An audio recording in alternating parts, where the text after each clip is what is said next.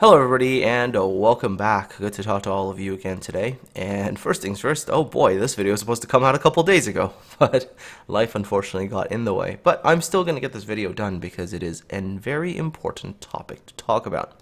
And it involves the Giulio Cesare, currently a Tier 5 premium Italian battleship that is really strong at Tier 5. That Wargaming is basically saying, hey, she's overperforming, let's rebalance her, let's make her a Tier 6.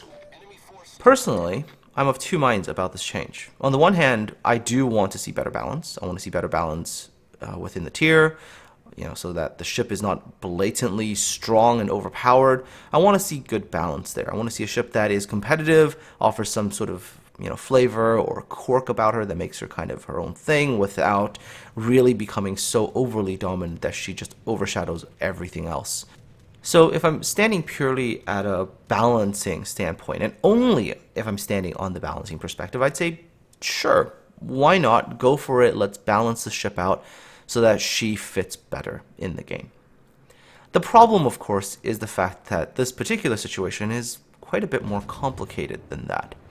The first thing is, Wargaming knew for a very long time that this ship is incredibly strong. In fact, this ship was pretty much from the get-go, ridiculously strong. And the CCs and I think the super testers at the time pretty much said this and said, look, this ship is really strong in Tier 5. And Wargaming just went, okay, sure, releasing it anyways. And of course the ship shows up and, people buy it and it's ridiculously strong, as the CCs and the super testers have actually told them. So if this is the truth, that they want to just balance, why didn't you just balance it then? As soon as the first significant amounts of data started coming in, that's probably when you're like, okay, you know what? Ship is really starting to overperform. Let's make some small adjustments and bring them back into line. That's what balance should have done. Instead, nope, the ship stays in her really strong state for a very long time until pretty much right now, suddenly, hey, let's do this complete little rebalance of this ship.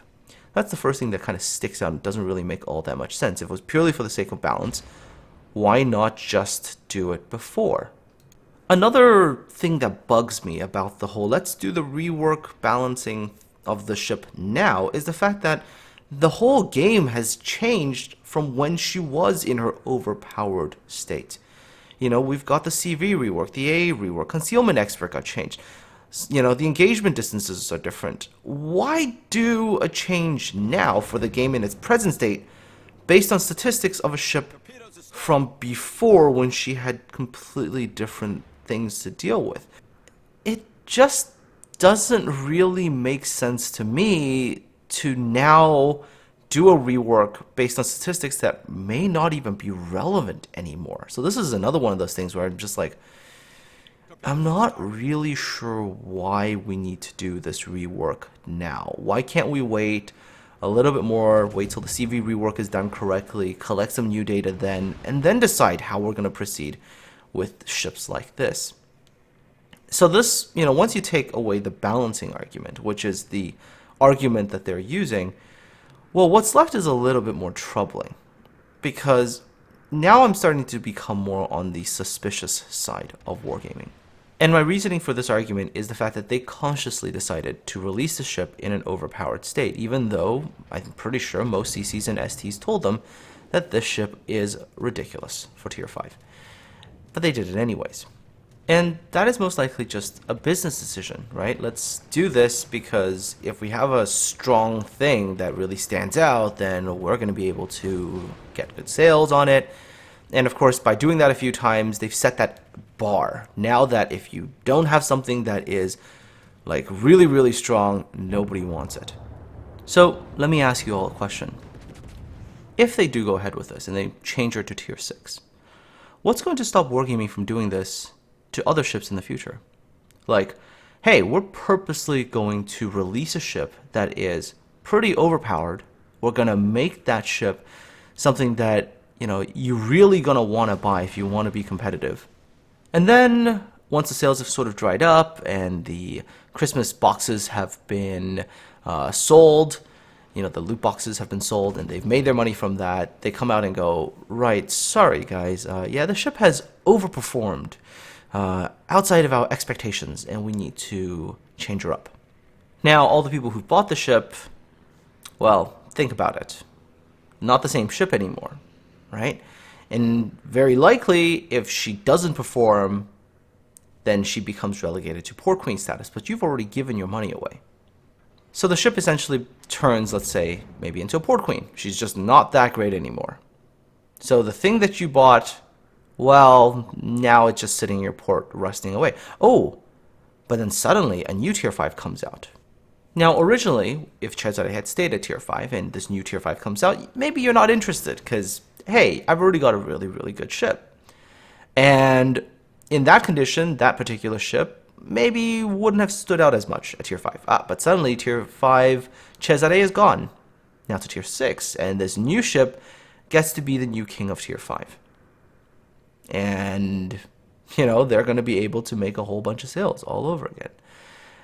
And then let's say a year and a half later, they go, oh, well, this ship is also overperforming. We need to make some adjustments. Because really, once you go down this slippery slope, you're going to be kind of in trouble when you think about it. Because then once the precedence is set, then you can constantly do this. And this is where I think I have my major issue with the Cesare changes to tier 6. I just feel like, boy, are we setting ourselves up for this kind of behavior in the future. Where they can milk the sales out of something really strong, and then X amount of months down the line when the ship isn't so hot anymore and people don't really, are spending money buying this thing, cool, now we're going to nerf it and we're going to release the next, really, really strong ship. And that's really where I am sitting on this issue, is these two halves where, yes, balance is good, and I do approve of doing things to help rebalance things, but, there's a time frame that I think is reasonable for balance. A couple of weeks to accumulate statistics if it's really something you screwed up, like maybe a month, but not this much time, first things first. Because in the current way things are, that other aspect, right, the potentially big issues of that slippery slope that we go down, where they can start to create overpowered content so they can milk people and then they nerf it way down the line, really concerning. Honestly, though, about the Cesare itself, you know what? I think if you were to look at her statistics right now, maybe she isn't going to be as bad as she was back in the day, right? That concealment nerf that hit, that hurts the ship. The more frequent appearance of aircraft carriers and aircraft flying around also removes some of that ability for her to be in stealth. And once you take away stealth, Cesare, well, I mean, she's still good in some aspects, but she does start to lose out on some of the things that made her really, really strong back in the day. So I'd almost say to Wargaming, if you really want to see how the ship performs, let's wait a little bit more. Let's see the statistics of her when CVs are properly integrated, shall we use the word, into the game, where the surface ship and carrier interaction is more stable or balanced. Now, just as the Cesare thing kind of finished, we had Hotfix for 0.8.0.1, right? They put out a hotfix and they adjusted some AA values. More of the damage went to the continuous AA. This is the AA damage per second. And so more of it got shifted there, and huge AA number spikes happen at the high tier. So this is like tier 10. So this, again, created some interesting problems because, well, if you're playing a tier 8 CV and you're constantly getting put into tier 10 games, well, you're losing a lot of planes and you're not doing all that much. The continuous DPS is really, really high. And in fact, you actually see this at the low tiers as well. When I was playing the Cesare, and in this game I'm running into the tier 6 carrier, so this is the carrier that's one tier above me, and like, I don't really think my AA did all that much, to be honest. I think I might have shot down like 3 planes by the end of this game, and the CV really had free reign. But when I was playing a game in Cesare and I ran into the tier 4 carriers, the poor tier 4 carriers got farmed for like 19 planes by me, and I don't think Cesare has the strongest AA suite at tier 5 either. And unfortunately, it's my opinion, mark my words, I think if we keep with this current system, this whole automatic flak and then the continuous DPS, if we just stick with that super simplified AA system, we're never going to see, I think, A, proper balance, and B, we're never going to see a situation where the carries are really going to fit in the game, right?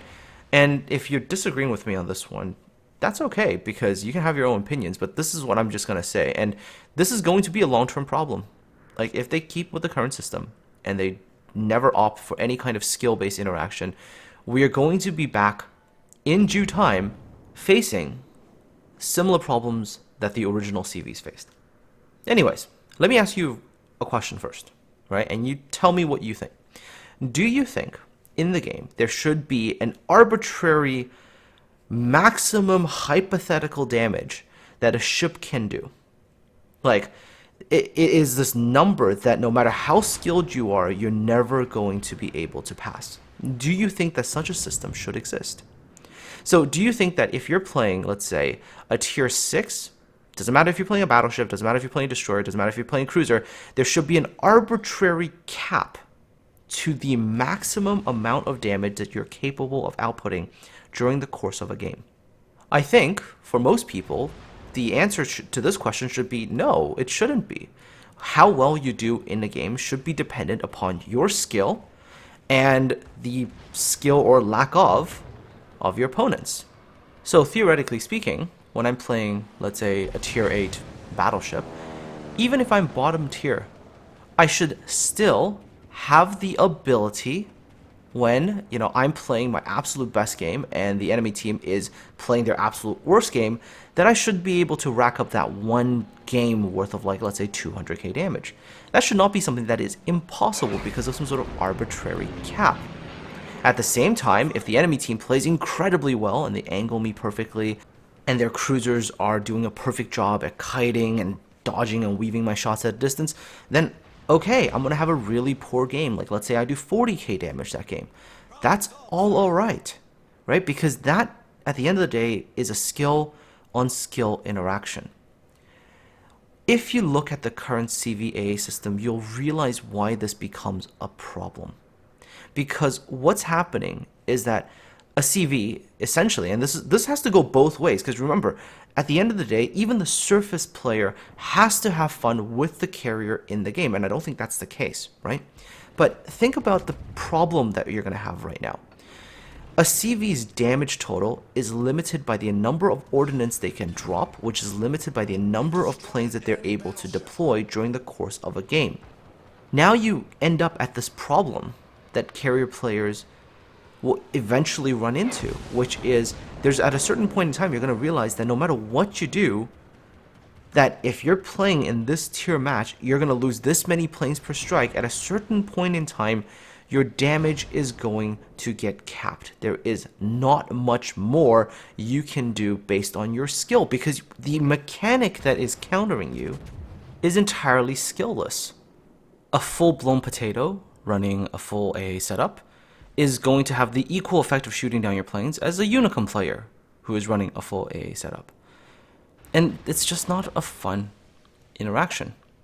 And for the surface player as well, and I've made this argument in the manual system for AA argument, is that it's not really fun for the surface ship either, because you're sitting there at the mercy of these numbers that you're crossing your fingers and hoping that these numbers are going to work in your favor. And if they don't, then you're pretty screwed, right? But of course, if they do, then you basically pretend that a whole class of ships doesn't really exist in your game.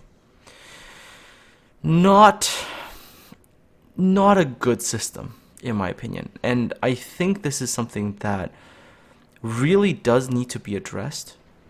I think Wargaming's desire to have something so simplified to be more mass appeal, if you want to call it that way, in the long run is going to hurt their game. And it is something that I think they need to re-examine very, very carefully. All in all, not the best week for Wargaming. Personally, I would just say Wargaming, slow down with the drama things, right? Because it's like I can't even keep up with it.